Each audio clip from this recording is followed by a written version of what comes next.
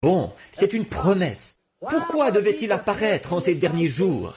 Si vous reprenez, vous qui écoutez les bandes, l'arbre épouse, et que vous vous reportez à l'endroit où on a parlé de Christ, qui était l'arbre qui était dans le jardin d'Éden, le premier Adam qui est tombé, et ce deuxième Adam qui a été retranché à cause du péché. Ils l'ont pendu à un arbre romain, et c'est de là qu'a été tiré, qu'est sorti l'arbre épouse, ce qu'il avait promis, que nous voyons dans les Écritures là, pour pouvoir obtenir l'épouse. C'est comme la pyramide, qui devient toujours de plus en plus restreinte, à partir d'une base très large, à partir de Luther, Wesley, la Pentecôte. Et puis la pierre de fête, qui est au sommet, est tellement aiguisée, et ces pierres, elles sont toutes assemblées tellement parfaitement. Nous ne savons pas encore comment ils sont arrivés à faire ça, mais tout a été assemblé tellement parfaitement dans cette pyramide.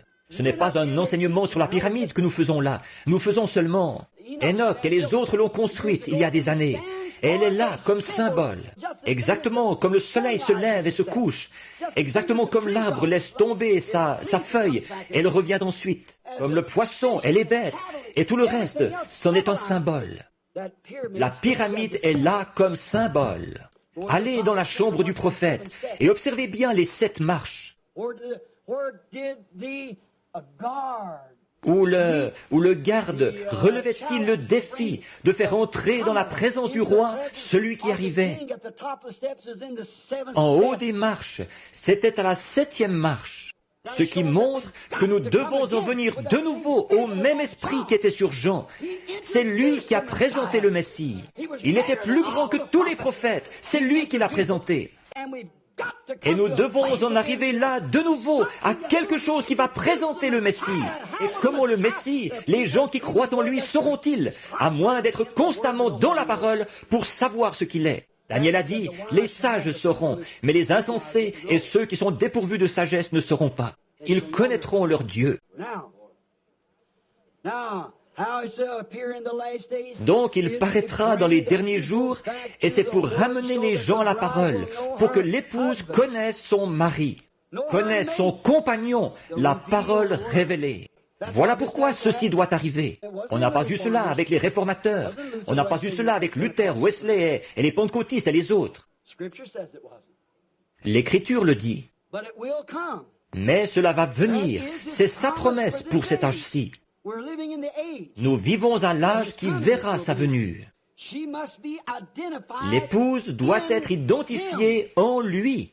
Toute femme doit être identifiée avec son mari, car les deux sont un. Et l'épouse de Christ doit être identifiée avec lui, car les deux sont un. Et il est la parole, et non la dénomination, la parole.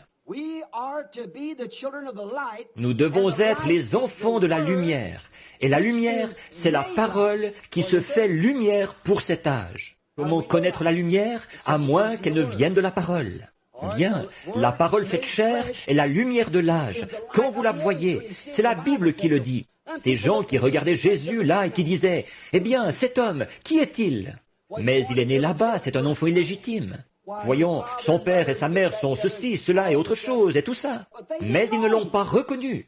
S'ils avaient connu les Écritures, ils l'auraient reconnu, il l'a dit. Il disait, nous sommes les disciples de Moïse. Il a dit, si vous connaissiez Moïse, vous me connaîtriez, car Moïse a écrit à mon sujet. Et encore là, trop aveugle pour le voir. Vous voyez comme c'est humble? Loin de toutes les équipes et des dénominations et des credos et tout, Dieu est venu s'installer dans une chair, a pris la forme d'un homme, d'un parent rédempteur. Elle doit être identifiée avec lui. Nous sommes invités à être les enfants de la lumière pour marcher dans la lumière. Je me souviens, ici au Kentucky, il n'y a pas longtemps, j'ai eu une réunion. Or, quand je suis sorti de l'église, il y avait un vieil homme qui était là, une lanterne à la main. Il était membre d'une église qui ne croit pas à la guérison et tout. Il a dit, je ne suis pas d'accord avec vous, frère Branham. J'ai dit, eh bien, c'est votre droit. Il a dit, voyez-vous, je refuse d'accepter quoi que ce soit que je n'ai pas vu. Il faut que je le voie bien clairement. J'ai dit, dans ce cas, avez-vous déjà vu Dieu bien clairement devant vous? Évidemment, il ne croyait pas aux visions et tout.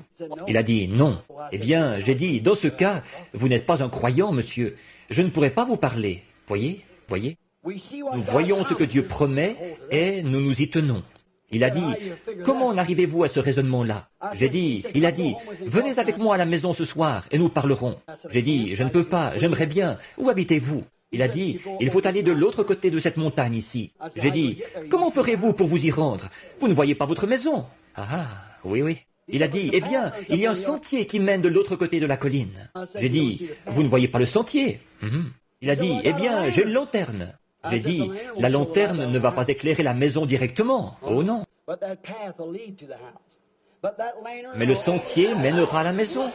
Mais cette lanterne éclairera seulement un pas à la fois. Nous marcherons dans la lumière, la belle lumière. Un pas à la fois, Seigneur, en nous rapprochant de lui. Oui, enfants de la lumière, acceptez sa parole, continuez à marcher et regardez-la s'ouvrir davantage. Ne vous en détachez pas, peu importe ce que quelqu'un d'autre peut dire. Tenez-vous-y et continuez simplement à marcher avec elle. Regardez-la s'ouvrir et se révéler. La parole est une semence dans la bonne terre produira selon son espèce.